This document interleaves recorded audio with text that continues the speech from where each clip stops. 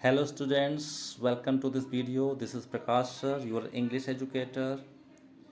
Students, आज हम लोग वॉइस के बारे में पढ़ेंगे। वॉइस क्या होते हैं? तो आप लोग देख सकते हैं देयर आर टू सेंटेंसेस।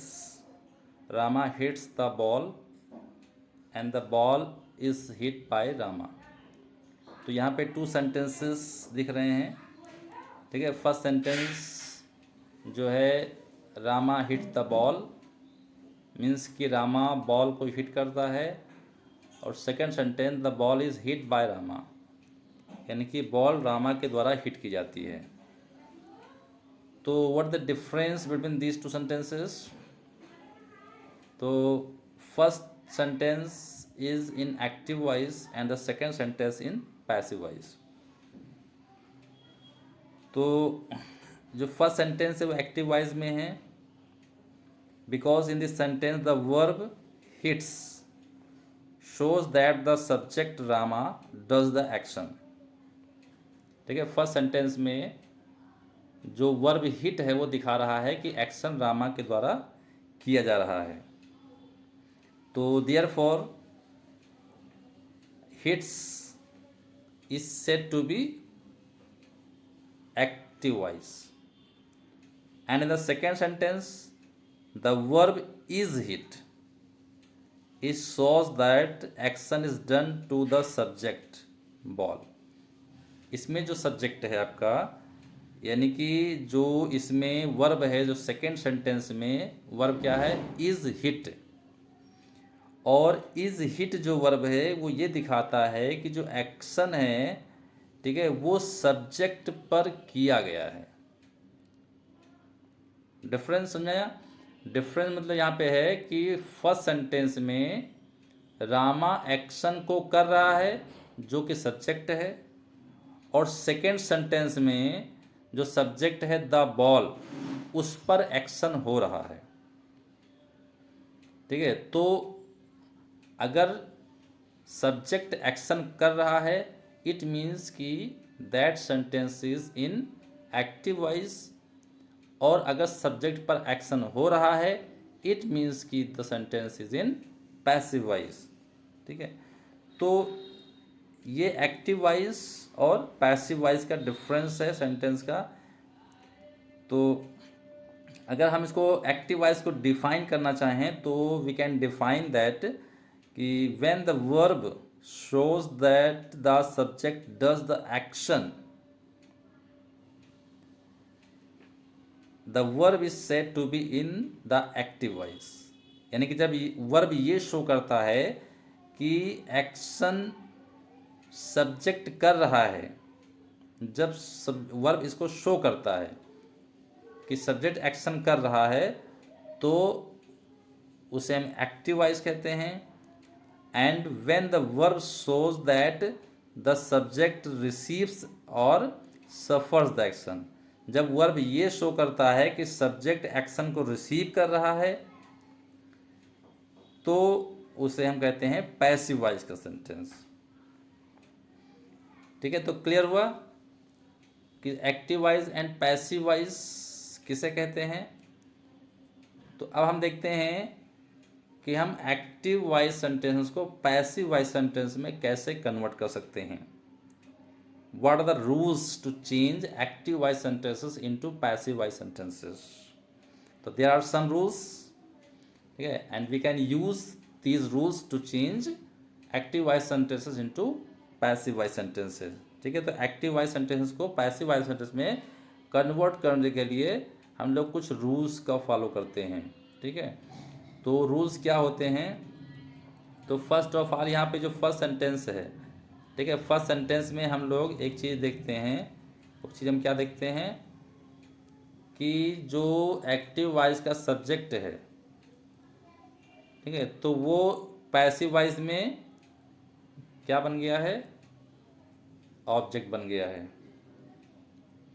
जैसे कि रामा एक्टिव वॉइस में जो फर्स्ट सेंटेंस है उसमें रामा सब्जेक्ट है, जबकि सेकेंड सेंटेंस में रामा ऑब्जेक्ट हो गया है। और फर्स्ट सेंटेंस में the ball which is the object of the verb. तो in the second sentence the ball object बन गया है। ठीक है, तो ये एक फर्स्ट रूल है इसका कि अगर हम एक्टिव से पैसिव में बनाना है तो एक्टिव वॉइस के ऑब्जेक्ट को हमें सब्जेक्ट के रूप में रखना होगा, और जो एक्टिव वॉइस का सब्जेक्ट है उसे पैसिव वॉइस में ऑब्जेक्ट के रूप में रखेंगे और उससे पहले बाय लगाएंगे। ठीक है, इसके अलावा जो मेन जो चेंजेस होते हैं वो होते हैं वर्ब में चेंजेस। तो वर्ब में हम लोग कैसे चेंज करते हैं, तो एक यहाँ पे देखिए हम एक बहुत सिंपल सा फार्मूला ले लेते हैं। फार्मूला वो क्या है कि सब, क्योंकि जो एक्टिव वॉइस से पैसिव वॉइस में जब बनाते हैं तो देर आर 8 टेंसेस। ठीक है, 8 टेंसेस में हम पैसिव वॉइस बनाते हैं। एक्टिव वॉइस 12 टेंसेस बनाए जाते हैं, लेकिन पैसिव वॉइस 8 टेंसेस में बनाए जाते हैं। कौन कौन से होते हैं? एक present indefinite, past indefinite, future indefinite, फिर present continuous, past continuous, present perfect, past perfect and future perfect. तो ये 8 टेंसेस हैं जिसमें पैसिव वॉइस को बनाया जाता है। फ्यूचर कंटिन्यूअस में पैसिव वॉइस नहीं बनता है। इसके अलावा आपका परफेक्ट कंटिन्यूअस तीनों का नहीं बनता है, यानी प्रेजेंट, पास्ट और फ्यूचर तीनों में नहीं बनता है। तो 8 टेंस बनते हैं। ठीक है, तो इसके बहुत ही सिंपल से रूल्स होते हैं, क्योंकि जो टेंसेस होते हैं वर्ब के होते हैं और वर्ब के माध्यम से हम एक्टिव से पैसिव में चेंजिंग करते हैं। तो जो एक्टिव वॉइस में सब्जेक्ट की जस्ट बाद वर्ब होता है, तो अब हमें देखना है कि वर्ब किस फॉर्म में है। ठीक है, यानी अगर एक्टिव से पैसिव में अगर चेंज करना है तो हमें ये देखना होगा कि वर्ब किस फॉर्म में है। तो देखिए यहाँ पे अगर सब्जेक्ट के बाद अगर वर्ब की फर्स्ट फॉर्म का यूज़ हुआ है, सब्जेक्ट के बाद अगर वर्ब की फर्स्ट फॉर्म अगर यूज़ हुआ है तो उसको हम जब पैसिव में चेंज करेंगे तो यहाँ पे हम इज़, यानी कि जो हेल्पिंग वर्ब है हमारा, जो कि बी होता है, और बी मतलब कि अगर प्रेजेंट में है तो वहाँ पे हम लोग इज़, एम, आर, और इसके साथ हम लोग वर्ब की थर्ड फॉर्म का यूज़ करते हैं। ठीक है, हमेशा वर्ब की थर्ड फॉर्म लगाएंगे। ठीक है, पैसिव वॉइस में हमेशा वर्ब की थर्ड फॉर्म का यूज़ करेंगे। इसके अलावा अगर वर्ब की अगर सेकेंड फॉर्म है तो वर्ब की सेकेंड, यानी सब्जेक्ट के बाद में अगर वर्ब की सेकेंड फॉर्म है, इसका मतलब कि सेंटेंस आपका पास्ट इंडेफिनिट में है, तो उसमें हम लोग बी का फॉर्म, बी का पास्ट टेंस वाज, वेर, ठीक है, वाज या वेर का यूज़ करेंगे सब्जेक्ट के अकॉर्डिंग, और उसके साथ हम लोग वर्ब की थर्ड फॉर्म का यूज़ करते हैं। ठीक है, इसी प्रकार से अगर सेंटेंस में सब्जेक्ट के बाद में अगर हैज़ या हैव आया है, ठीक है, तो उसमें क्या करते हैं हम लोग, तो इसका मतलब सेंटेंस में अगर हैज़ हैव के साथ वर्ब की थर्ड फॉर्म है तो इसका मतलब सेंटेंस अगर परफेक्ट में है, तो सेंटेंस अगर परफेक्ट में है तो उसमें हम लोग हैज़, हैव,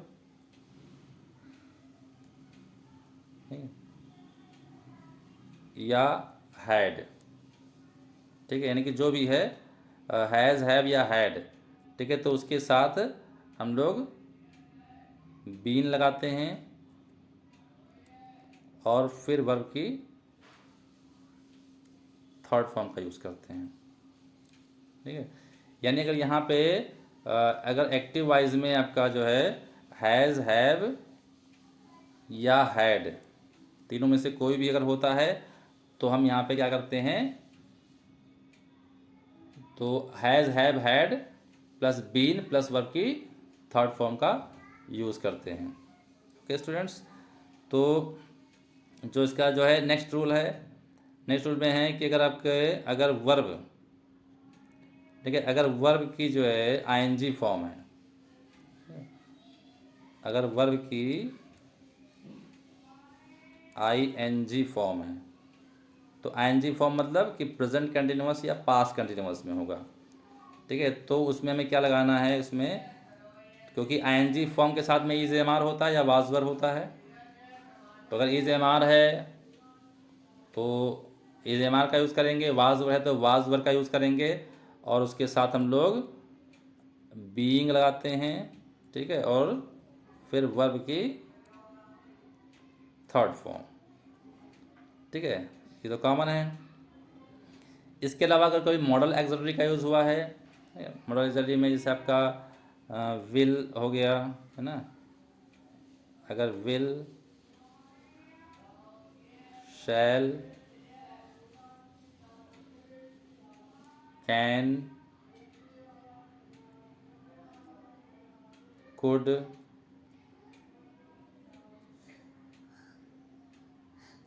ठीक है, कैन, कोड, में, माइट, शैल, शुड, कुछ भी मतलब क्या है, जो भी मॉडल एक्सलरी अगर यूज़ होती है तो उस मॉडल एक्सलरी के साथ हम लोग क्या करते हैं, तो उसमें ज़्यादा कुछ नहीं करना है। इसमें आपको जो आपका विल, शैल, कैन, कुड, में, माइट, मस्ट जो भी है वो आपका लगा रहेगा, ठीक है, और उसी के आगे हम लोग बी और प्लस थर्ड की वर्ब की जो थर्ड फॉर्म है उसका यूज़ करते हैं, ठीक है। तो ये सेंटेंसेस जो है आपके इसमें यूज़ होते हैं। अब जो नेक्स्ट सेंटेंस आता है, जो नेक्स्ट रूल है वो होता है आपका इम्परेटिव सेंटेंस का रूल होता है, ठीक है। तो इम्परेटिव सेंटेंस में क्या करते हैं, इम्परेटिव सेंटेंस को बनाने के लिए, इम्परेटिव जो सेंटेंस होता है, तो इम्परेटिव सेंटेंस के लिए क्या रूल होता है, तो इम्परेटिव सेंटेंस में जो आपको पता है कि इम्परेटिव सेंटेंस होते हैं जो कमांड्स देते हैं या रिक्वेस्ट करते हैं, एडवाइस करते हैं, ठीक है, एंड वर्ब से स्टार्ट होते हैं, जैसे come here, go there, sit down, ठीक है। तो जो इस प्रकार के सेंटेंसेस हैं, तो इम्परेटिव सेंटेंसेस टू टाइप्स के होते हैं विद एजेंट और विदाउट एजेंट होते हैं। तो विद एजेंट होते हैं जिसमें कि सब्जेक्ट के बाद जिसके में सब्जेक्ट तो होता ही नहीं है, वो तो हिडन होता है सब्जेक्ट। ये वर्ब से स्टार्ट होते हैं, वर्ब के बाद में आपका ऑब्जेक्ट होता है, ठीक है। तो और वर्ब का ऑब्जेक्ट होगा, तो इसमें क्या करते हैं कि जो रूल होता है अकॉर्डिंग, तो यहाँ पे क्या करते हैं, हम पहले ऑब्जेक्ट को ले आएंगे। सबसे पहले हम क्या करते हैं, लेट लगाते हैं, ठीक है, पहले लेट लगाएंगे। उसके बाद हम लोग जो ऑब्जेक्ट होगा वो लगाएंगे, ऑब्जेक्ट, और उसके बाद हम लोग बी लगाते हैं। फिर वर्ब की जो थर्ड फॉर्म होती है, वर्ब की थर्ड फॉर्म का यूज़ करते हैं, ठीक है। उसके आगे हम बाय यू लगा सकते हैं, क्योंकि इसका जो हिडन सब्जेक्ट होता है वो हमेशा यू होता है, तो आगे हम बाय यू लगा सकते हैं, ठीक है। तो इस तरह से मतलब ये इसके कुछ रूल्स हैं जिनको फॉलो करके हम लोग एक्टिव से पैसिव में बना सकते हैं। तो जैसे कि आपका जो फर्स्ट सेंटेंस है यहाँ पे, चलिए हम एक दो एग्जांपल दे देते हैं आपको, जिससे आपको क्लियर हो जाएगा। जैसे सेंटेंस है कि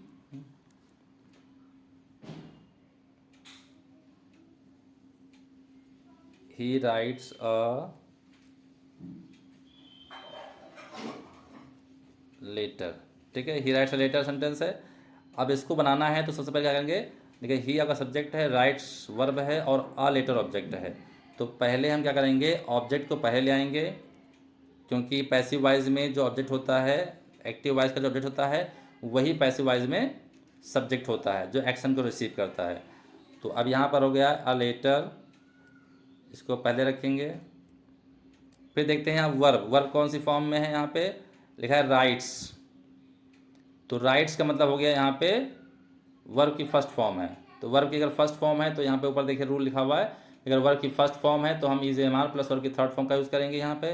तो आ लेटर सिंगुलर नंबर है, इज लगाएंगे यहाँ पे, और उसके बाद वर्ब थर्ड फॉर्म यहाँ पर हो जाएगा written, a letter is written, उसके बाद बाय यूज़ करेंगे और ही का ऑब्जेक्टिव केस हिम लगाएंगे, क्योंकि जो ही है आपका वो ऑब्जेक्ट बन गया, तो ऑब्जेक्ट बन गया तो यहाँ पे हम ऑब्जेक्टिव केस का यूज़ करेंगे, a letter is written by him, ये सेंटेंस बन गया। इसी प्रकार से नेक्स्ट एग्जाम्पल यहाँ पे है कि जैसे ही रोट, ठीक है, अ लेटर, ठीक है, तो अब ये सेंटेंस आपका हो गया। अब यहाँ पे देखिए सब्जेक्ट के बाद में रोट, रोट मतलब वर्ग की सेकेंड फॉर्म यहाँ पे है, ठीक है, तो सेकेंड फॉर्म अगर यहाँ पे है तो हम क्या करते हैं, अ लेटर, और रोट अगर यानी कि सेकेंड फॉर्म होती है तो वाज वर्ब प्लस वर्ब की थर्ड फॉर्म लगाते हैं, तो a letter was written by him, ठीक है, ये सेंटेंस हो गया आपका। अब इसी तरह से अगर यहाँ पे सेंटेंस दिया गया है कि he has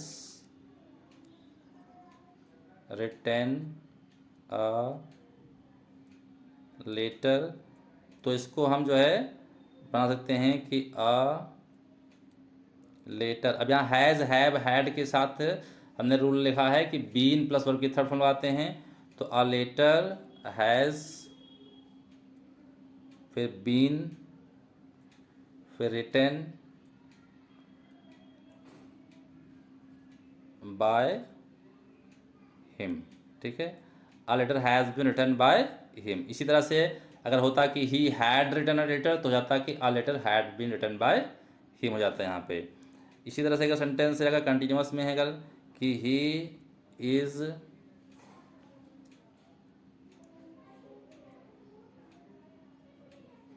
writing a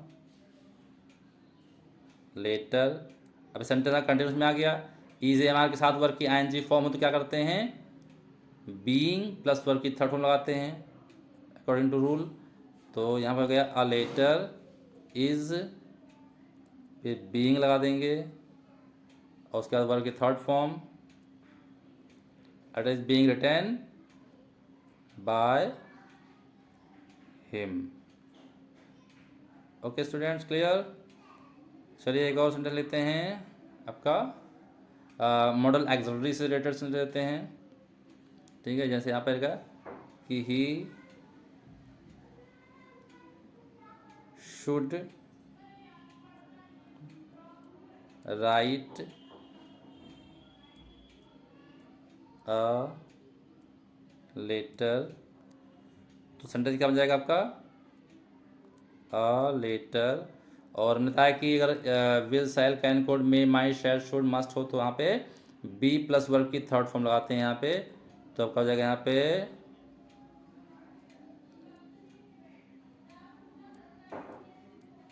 should, a letter should, फिर लगा देंगे बी, फिर वर्ब की third form written by you, ठीक है। इस तरह का सेंटेंस अगर बताया था इम्परेटिव में, तो इम्परेटिव में क्या जाएगा कि राइट